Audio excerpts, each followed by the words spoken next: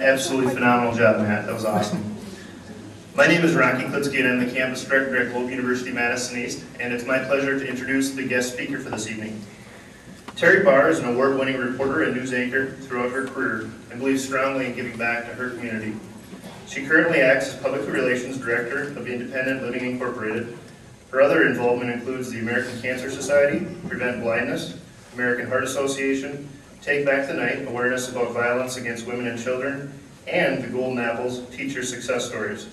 Her work has garnered attention, and she has received one of the highest awards given to business and professional women in northeastern Wisconsin, as well as a commendation from former President Bill Clinton for her series of stories on the environment. Terry has won one hard-earned Emmy Award and has been nominated a half dozen times. Please join me in welcoming our speaker, Terry Barr.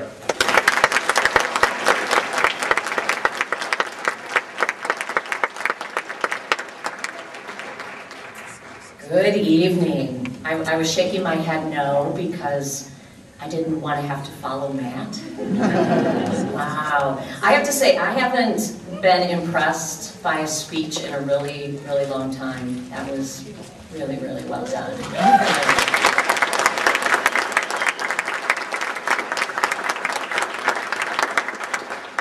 And you'll like this, hopefully.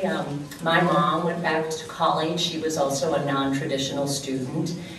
That's probably the last speech that inspired me because she also spoke at her graduation, and she was 65 years old. So I think that shows everybody that it doesn't matter. You can do what you want no matter when in your life. You just got to do it.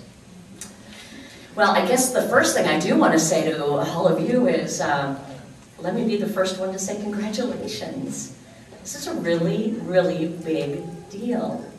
And as you heard Matt say, and I'm sure all of you have your own personal stories about how you got here, what brought you here, some bumps in the road along the way, but right now it doesn't matter. The future is brand new in front of you, and you can do whatever you want with it. I think that is the best thing to keep in mind this evening. Of course, though, it also means now the real work gets underway. I remember graduating and thinking, I want to stay in school the rest of my life because I don't know if I'm going to like the real world. Now, this is kind of fun. When I was young, my mom thought maybe I'd be a teacher. She says I liked to play school when I was little. I really don't remember this. I think she made this up. And she said I would boss all the other kids around. Thanks, Mom. Then she thought maybe I would be a musician because both my parents were kind enough and provided many, many years of both piano and saxophone lessons. Yeah, disappointed her there, whoops. My uncle then said, and he was working in the Pentagon at the time and came home to visit for Christmas, and he said, forget them. You can do whatever you set your mind to. So just do it. Okay. My older cousin, who is someone that to this day I adore, and I look to her as almost a bit of a mentor for me, she really kind of rephrased it by saying, I could be anything I wanted to be. I sort of like that, so that stuck with me.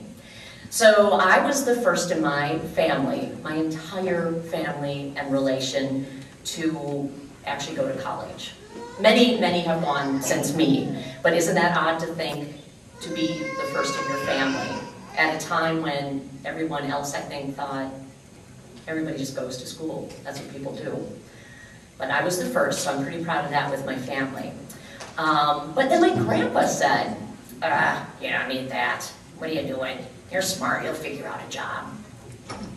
Thanks, Grandpa.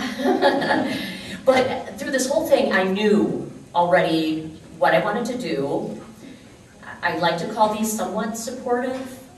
You know, you don't want to bash your family sometimes when they're trying to feel that they're giving you direction and they're really not. But I had written an autobiography in 8th grade, and we had to do it as part of an 8th grade English assignment. And in my autobiography, I said, I want to be a waitress and a TV reporter. Okay, I was in 8th grade, and both sound kind of, wow. We didn't see those autobiographies again until we were graduating from high school. Our guidance counselor kept all of them.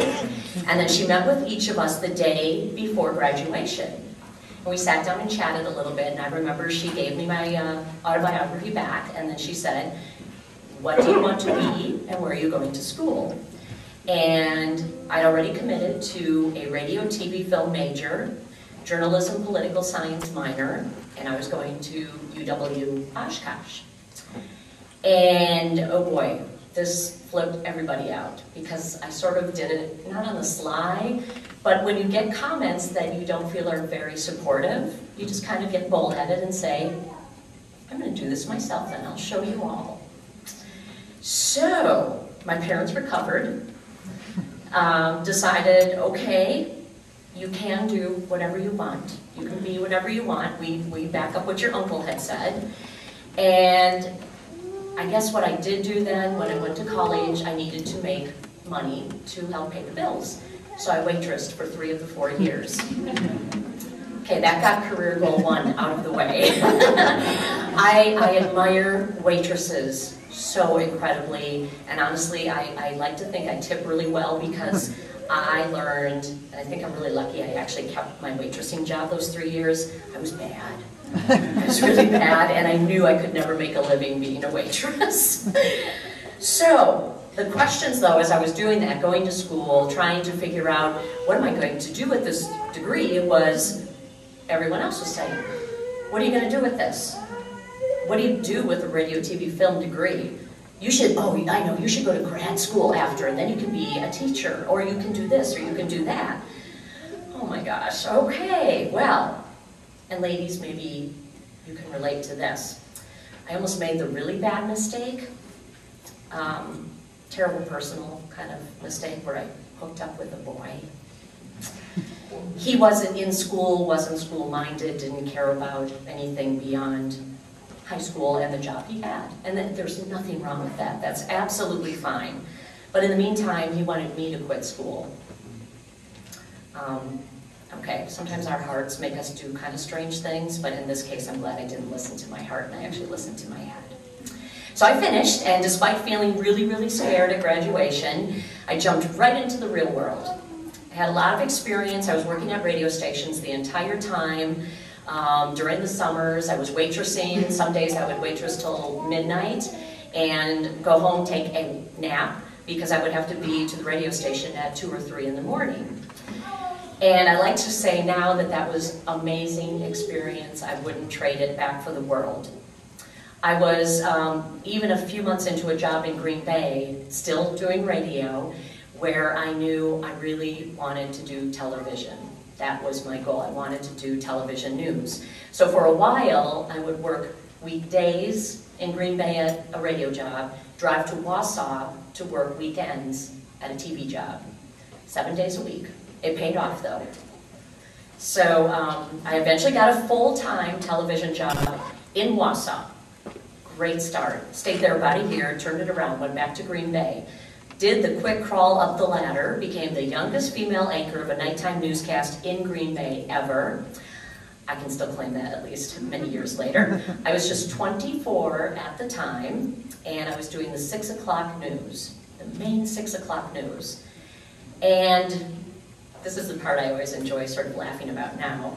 I was doing this with a co-anchor of mine who was a man my dad's age, and I had actually watched him when I was a kid in grade school.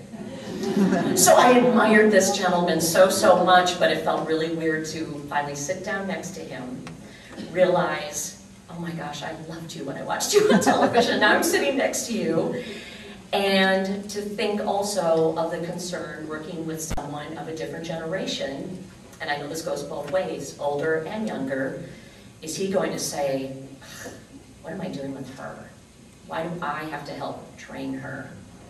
He did end up becoming one of my best friends, and probably to this day I would say one of the best coworkers and mentors in the business I ever had. So you never know where you're going to find that.